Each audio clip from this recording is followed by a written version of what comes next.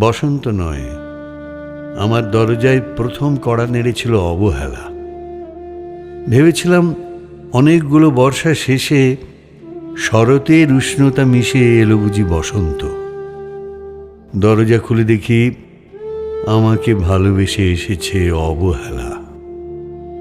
মধ্য দুপুরের তীর্যক রোদের মতো অনেকটা নির্লজ্জভাবে আমাকে আলিঙ্গন করে নিয়েছিল অনাকাঙ্ক্ষিত অবহেলা।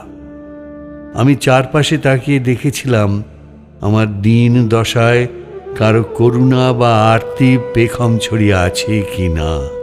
ছিল না। বৃষ্টিহীন জনপদে খড়খড়ের রোদ যেমন দস্যুর মতো অদমনীয়, তেমনি অবহেলাও আমাকে আগলে রেখেছিল নির্মোহ নিঃসংকোচিত। আমি